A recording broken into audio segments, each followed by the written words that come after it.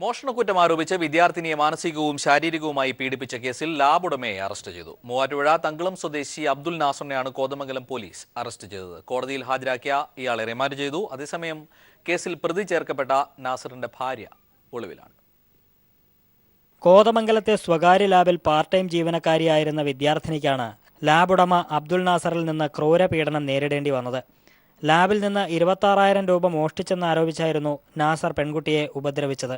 കുറ്റം സമ്മതിപ്പിക്കാനായി കരണത്തടിക്കുകയും ചുവരിൽ ചേർത്ത് നിർത്തി തുടയിൽ സൂചിയുമായുള്ള സിറിഞ്ച് കുത്തിക്കയറ്റുകയും ചെയ്തതായി പെൺകുട്ടി പരാതി നൽകിയിരുന്നു.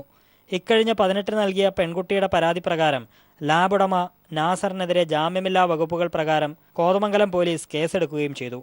ഇതേ തുടർന്ന് പ്രതി മുങ്ങുകയായിരുന്നു. ഒരാഴ്ചയിലധികം ഒളിവിൽ കഴിഞ്ഞ നാസറിനെ കഴിഞ്ഞ ദിവസം കോതമംഗലത്ത് നിന്ന് തന്നെയാണ് പോലീസ് അറസ്റ്റ് ചെയ്തത്. എല്ലാ ലാബിലെയും നല്ല പ്രവർത്തനങ്ങളെക്കുറിച്ച് കൂടുതൽ അന്വേഷിക്കുന്നുണ്ട്. മറ്റ് കുറ്റകൃത്യങ്ങൾ ഇതിൻ്റെ കൂടെ നടന്നിട്ടുണ്ടോ എന്ന കാര്യവും അന്വേഷിക്കുന്നുണ്ട്. കോടതിയിൽ ഹാജരാക്കിയ ഇയാളെ റിമാൻഡ് ചെയ്തു. സംഭവ സമയത്ത് ലാബിലുണ്ടായിരുന്ന നാസറിന്റെ ഭാര്യ ഷഹനയെയും പോലീസ് പ്രതി ചേർത്തിട്ടുണ്ട്. ഷഹന ഒളിവിലാണ്. ലാബിലുണ്ടായിരുന്ന മറ്റ് ജീവനക്കാർക്ക് സംഭവത്തിൽ പങ്കുണ്ടോ എന്ന് പോലീസ് അന്വേഷിച്ചു വരികയാണ്. News bureau, Kochi. RSS ക്യാമ്പിലെ ആയുധ പരിശീലന ദൃശ്യങ്ങൾ പീപ്പിൾ ഒളി ക്യാമറയിൽ. സ്കൂളുകൾ കേന്ദ്രീകരിച്ച് സംസ്ഥാനത്ത് പ്രവർത്തിക്കുന്നത് മൊത്തം 30 ക്യാമ്പുകൾ. കണ്ണൂർ ജില്ലയിൽ മാത്രം 4 ക്യാമ്പുകൾ. പുലരും മുമ്പെയുള്ള ആയുധ പരിശീലനം കനത്ത കാവലിലാണ് നടക്കുന്നത്. 13 വയസ്സിന് മുകളിലുള്ള കുട്ടികൾക്കാണ് ആയുധ പരിശീലനം നൽകുന്നത്. ദണ്ഡ ഉപയോഗിച്ച് ആക്രമിക്കുന്നതിനുള്ള പരിശീലനമാണ് ഇതിൽ മുഖ്യം. ആക്രമിക്കലാണ് നല്ല പ്രതിരോധമെന്നാണ് ക്യാമ്പിന്റെ മുദ്രാവാക്യം.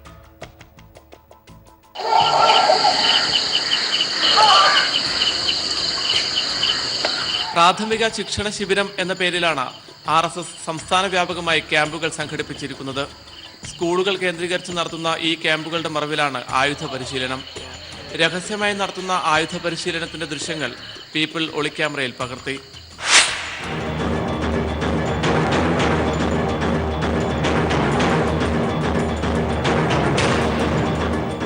പതിമൂന്ന് വയസ്സ് മുതലുള്ള കുട്ടികൾക്കാണ് ആയുധ പരിശീലനം നൽകുന്നത്. ദണ്ഡ ഉപയോഗിച്ചുള്ള പരിശീലനമാണ് മുഖ്യം.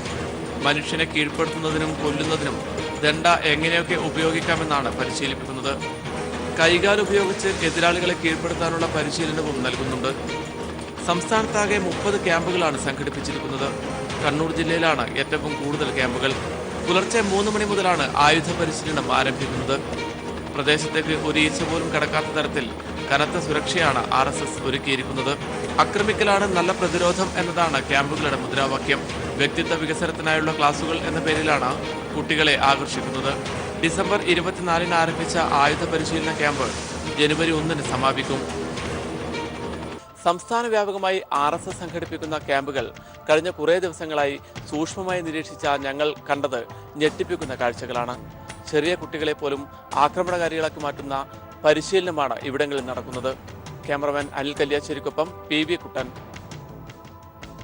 കോട്ടയത്ത് RSS പ്രവർത്തകർ കരോൾ സംഘത്തെ ആക്രമിച്ചു. പൊൻകുന്നത്താണ് സംഭവം. പൊൻകുന്നം ശ്രേയ സ്കൂൾ കേന്ദ്രീകരിച്ച് ആയുധ പരിശീലനം നടത്താനെത്തിയ RSSകാരാണ് കരോൾ സംഘത്തെ ആക്രമിച്ചത്. കോട്ടയം ബ്യൂറോ. പൊൻകുന്നം വിശ്വശ്രേയ സ്കൂൾ കേന്ദ്രീകരിച്ചാണ് RSSന്റെ ആയുധ പരിശീലനം. 150ഓളം പേരാണ് ക്യാമ്പിൽ പങ്കെടുക്കുന്നത്.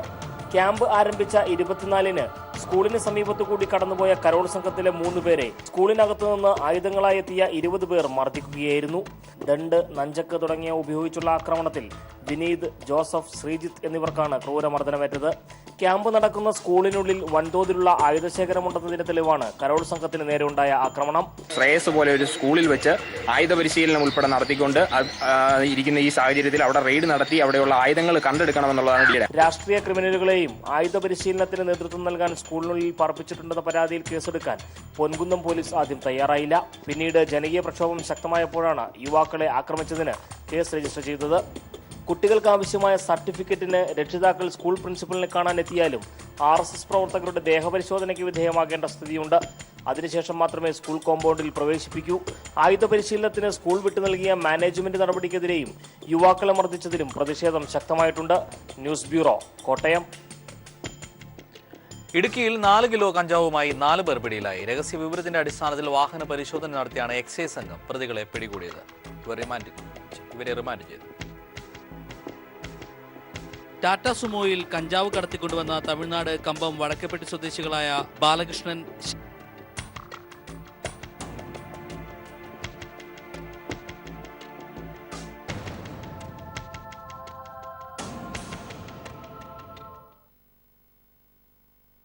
കറൻസി ക്ഷാമം രൂക്ഷമായതോടെ ബാങ്കിംഗ് പ്രവർത്തനങ്ങൾ അവതാളത്തിൽ. കറൻസികൾ ബാങ്ക് ശാഖകളിൽ എത്തിക്കാൻ അടിയന്തര ഇടപെടൽ ഉണ്ടാകണമെന്ന് ബാങ്ക് ജീവനക്കാർ.